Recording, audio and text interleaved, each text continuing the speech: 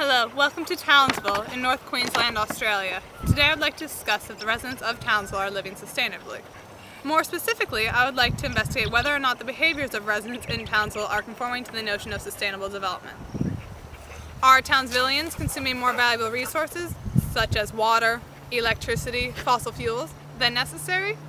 Or do they understand that the choice they make today will affect their future generations? So, what is sustainable development? The World Commission on Environment and Development defines sustainable development as the development that meets the needs of the present without compromising the ability of future generations to meet their own needs.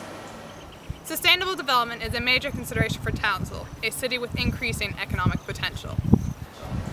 Townsville is located on the northeast coast of Australia. The city has an area of roughly 3,800 kilometers square with a population of almost 200,000, which is expected to double in the next 20 years. Townsville has a diverse economy with no one sector comprising more than 17.5% of the GDP and is called the second capital of Queensland. Due to the forecasted expanding population and increasing demand of resources, the city currently has numerous projects projected around the city, such as the Galley Power Station, the Dalrymple Scheme, and expansion of the local port. With the Great Barrier Reef and other World Heritage Sites within proximity of the city, and the increasing demand of development, Townsville City Council has focused heavily on sustainable development in the past decade.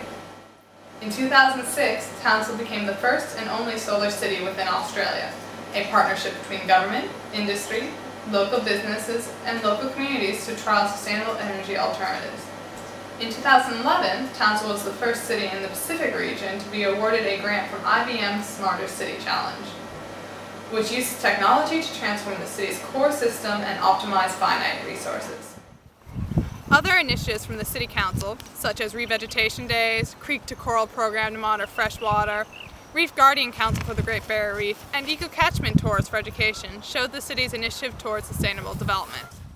So with the incentives from the City Council, are the residents of Townsville living with a sustainable attitude?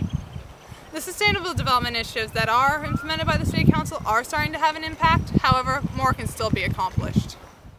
Townsville still relies heavily on fossil fuels, with large four-wheel drives and older cars making up the majority of cars on the road.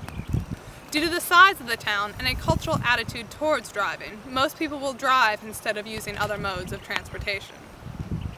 Now, the amount of people using public transportation has increased over the past few years, due to an incentive by the City Council and increased services. But, at present, the public transportation has a reputation of being unreliable, a reputation that needs to be changed before the cultural attitude will shift.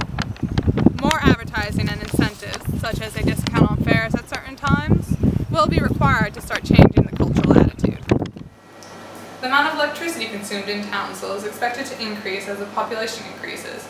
Yet already an average resident of Townsville uses roughly 1,600 kilowatts per hour, compared to only 1,300 kilowatts per hour for an average resident of Brisbane, the capital of Queensland, and a city of roughly 5 million people. An incentive to switch to solar power has helped some of the demand, yet more can still be done. More options for alternative energy, and additional advertising at community events are possible ways to help change people's attitudes towards energy consumption.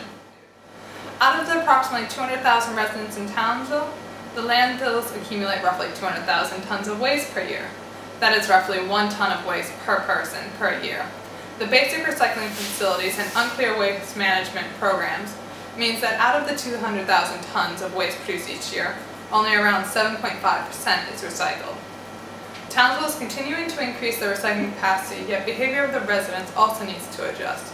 In my opinion, more community awareness and knowledge about the subject, such as what can and can't go in the recycling, when is recycling picked up, what is the process, why even bother recycling, is required to help convince the residents that this needs to be done. I believe that although there are still issues that need to be addressed, such as reliance on fossil fuels, energy consumption, and waste management, overall, the residents of Townsville are starting to improve their behavior towards the concepts of sustainable development. More initiatives from the local and federal governments are being developed and succeeding within the city.